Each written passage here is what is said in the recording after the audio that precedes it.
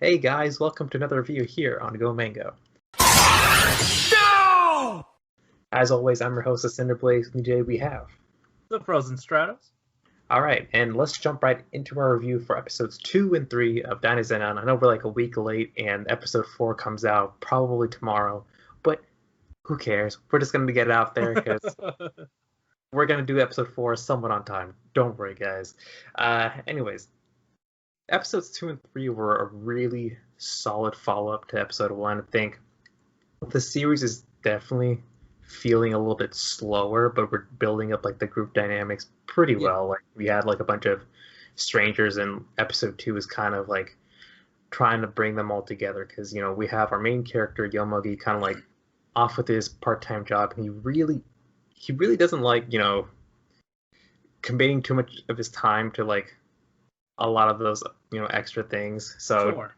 when we have Yume actually being the one to kind of like drag him and make him commit to being with the team, it felt a little weird because she was like the one who was the flaker. Like that is literally like, her introductory quirk. So I thought that it was a neat way to kind of like jumble things up. But as we learn later on in episode 2, she's kind of like, or 2 or maybe 3. We're jumbling this up because we've watched like the same amount of time. But like she just learns later on that like these kaiju are capable of really powerful supernatural things, and she kind of wants to just like go down this rabbit hole to maybe find her sister again. So they're go ahead. It's interesting, like the few action, well, not really few actions she brings, but like immediately we're caught off guard by, oh hey, she did show up and Yomogi didn't. And I guess they want to maybe set a clear, I don't know, like show you that there are potentially clear guidelines that maybe she was following, at least in her logic before. Like there's something to inviting someone and not showing up, or because it doesn't feel like with her that anything has changed, right? Yeah. Unless of course it is Dynazenon that her curiosity got the better of her and she did eventually do that. But then when we're introduced to a little bit of her backstory, oh wait, we went to see the wreckage first, right? Yeah, that's in episode 2. I kind of like bled into episode 3 because like it was just like a connecting tissue between the episodes that I kind of want to talk about. But yeah. But when they both went, that was a very unifying moment. And I thought that worked very well. We don't, we watch Toku. We don't get that. We don't see that often. The destruction that these battles, the damage it causes to the city.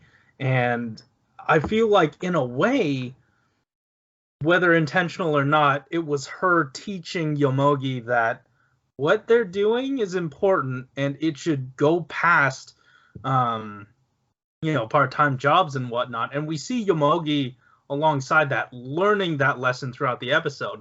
When they get into an actual fight, he's helpless. He can't do anything. But then, once again, you have Yume there to guide him and help direct him. Oh, hey, we'll combine like we did earlier because I helped you with the with this combination thing. You grab him, and then we can figure this out. I don't know. I liked it. It was very interesting because our main character Yomogi doesn't feel like a main character who has agency quite yet. Like he's not the one that came up with the plan. He was just there for it. So I thought that was very interesting. Yeah, I mean, like this is a character who kind of wants to like break away from things, like even with his quote unquote, I don't want to say date, but just like that arrangement with Yume at the beginning of the series, he didn't care too much about that, like at all. Like, and now that they're battling kaijus that the fate of the city basically depends on it. Like he's even like a little flaky towards that. Mm-hmm. So when Yume is like actually grounding him and actually forcing him to kind of like see like the actual, the consequences of, those Yeah. battles, I, I like as you said, like the change of heart, like it's really hard to like see with these characters. I mean, Yume is just Mm-hmm. kind of like always has the same expression, so it's really hard to tell what she's thinking. But then like Yeah. Yomogi, I feel like he's a bit more expressive, but he just doesn't like show like that strong of a change. I think that I suppose like most like shonen characters, he's just like a little bit more like subtle with it. He just like it kind of feels like he kind of like fell into it, and now he just feels a little bit more. He just feels a little bit more obligated to, Yeah, like I feel like or more responsible for like the battles. sure. And I feel like it really lends itself to the ensemble nature of this cast, or at least like them focusing in on Yume and Yomogi. Yeah, And we've had also interactions with Yomogi and Gauma, but really we haven't had too much with um, the neat. yeah, the That guy with glasses. yeah, Yeah, yeah. Does he have glasses? I thought he just had long hair.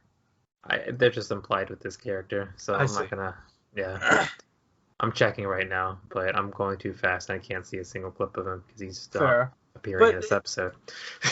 in episode 3 they said, "Hey, we have to be united on this front." And I really haven't yet seen the anyone truly unite with him.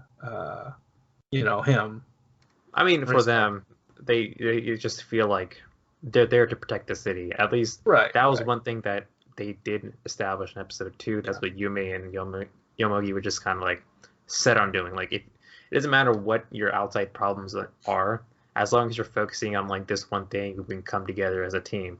So like, and that kind of like trope I kind of like seeing throughout like a lot of like the Sentais and stuff like that. Yeah. It kind of like creates place to escape reality somewhat. And I think that for Yomogi, he might get you know, delve into this a little bit more if things at home were just Mhm. not working out. And likewise for the rest of the team, like we already know that, the NEAT is kind of doing this. Like when he does meet up with an old classmate or in episode 3, she's like, "Hey, so like what have you been up to?" And he's like, "Oh, I'm just like, helping the city and stuff like that." Like he just kind of like attaches to this, even though he's probably has a lot of baggage on him. He Mhm. can at least attach himself to fighting as Dynazenon to kind of like escape from his real world issues. Yeah. Yeah. Yeah, And you bring up something interesting here with a little bit more connective tissue with Yomogi and with like his higher up being the old friend of the NEAT. And I feel bad for I keep calling him that, but I did not remember his name. Eventually okay. we'll get there. But yeah, it's interesting. We even got some backstory for her that she was married at some point, got a divorce, used to smash windows in. Uh, I don't know. I'm curious to see where that's gonna lead. Um, and those aren't the only. She's not really the only new character that we got more of a handle on because we have villains now. Um, and that brought with it a backstory of, hey, they're from 500 years ago, and they got revived to now. Gauma is in tatters. The rest of them presumably mugged an entire band for all their for all their clothes and just left. Um, Yeah, great designs though, but yeah. like they look so Studio Trigger-esque. Like I'm pretty sure those outfits were in Kill la Kill, so it's Yeah. nice to see a little callback to that. Yeah. I'm wondering what happened in the process of them getting revived that Gauma can't do his, that anymore. The not summoning, but the taming of the monsters, and they can. Yeah. I don't know. I mean, he did like meet some mysterious figure that we kind of like learned in episode 3, which is why he's like doing all this, fighting his Dynazenon. He's just trying to do it to, find Find some her. clues to, find whoever was that important person in the past. Yeah. Like, honestly, like, this is giving me like a little bit of uh Ultraman Tiga vibes. Like, I haven't like watched that series, but I've heard a lot of things about it. Sure. So if you guys see any connections, without spoiling too much, actually, it's an old series, you can spoil us, but just leave that down in the comments if you wish to do so.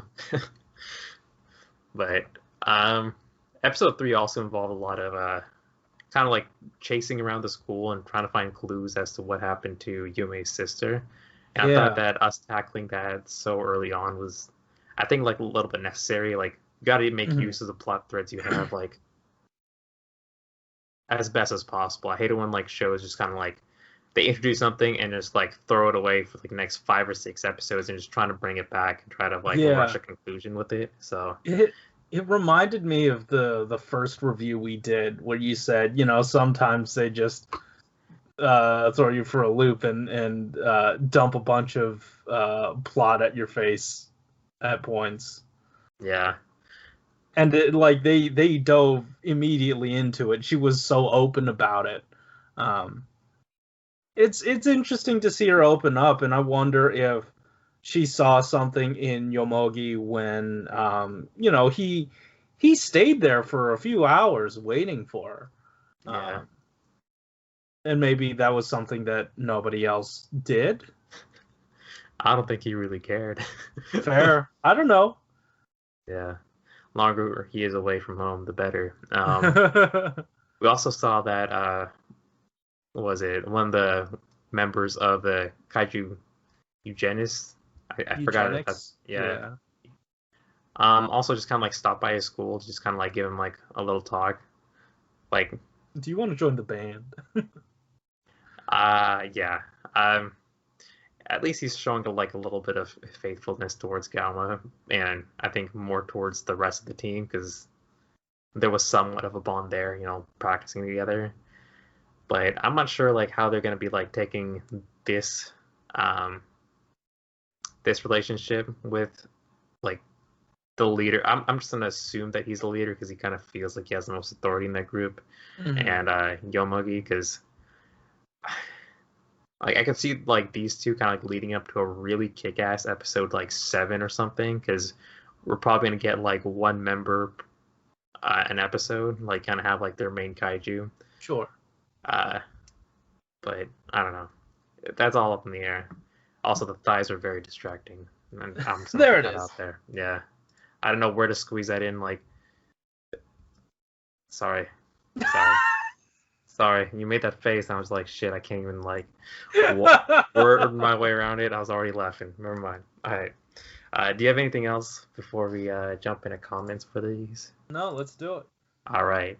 Heroic Gangster had a comment in episodes 2 and 3, so I'm just gonna go through them both. This episode, out of the 3 episodes released so far, is the most fun and enjoyable episodes for episode 2. It has good heroic dynamics and needing to balance work in life. However, heroic stuff is involved with our characters' lives and the setting they live in. And I generally love the good teamwork episode that strengthens the dynamic, at least so far with the 2 to 5 characters. I also love how the toys and transformation in the episode are involved and have fun, like how the characters could use them in their everyday lives somehow. Plus, this episode has fun with the scenarios or characters in which I would like more in Gridman. Yeah, like when Yumi just kind of popped out the freaking plane and like, let's go train, like so nonchalantly, just okay. I guess they can just do that. Yeah. And then follow up for episode 3 by Hero Gangster. This episode, while I did not like it as much, I do vibe with this episode for how it essentially teases around possible OG Gridman Easter eggs on the weighted person Gauma wants to visit, which is a theory to be based off of one episode in the OG Gridman where there was a mummy that revived from a digital kaiju wrecking a computer system that is monitored by the mummy. The Gauma is a frigging mummy theory. To talk more about the episode itself, it has a pretty alright dynamic to get to Dynazenon combination in the battles pretty dang well choreographed from how it uses a wider battlefield, which I appreciate. Also teases some potential good Yume, the girl, story progression with her sister, and I hope to see the bowl cut dude actually get some character focus since this series is about a group. I feel like his backstory is gonna be really depressing, and I think and I hope it intertwines with Yume's sister, 'cause I feel like they're around the same age group. That's So true. Yeah. there can definitely Yeah, be.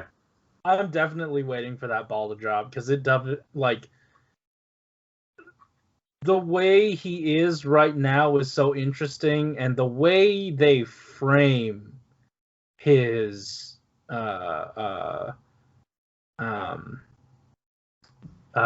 backstory, the way they frame his flashbacks are so dark and like haunting that it doesn't feel like it is going to be something a little lighthearted. It feels like there's going to be some weight to it that more of a later on sort of situation rather than a right now. Yeah, like people usually don't become neats willingly, so something might have happened. Yeah. Anyways, that's it for our thoughts on these episodes. Make sure to like, comment, subscribe. Check our description down below. There's a couple links to support the BLM and hashtag Stop Asian Hate movements. Yeah, that's it from us. Keep it juicy. All right. That was not that bad of an outro. I will say so myself. You did pretty good, yeah. Yeah, I did. I think that deserves some Greek yogurt with a shit ton of whipped cream. Fantastic. Yes. Best part is the whipped cream's all on top.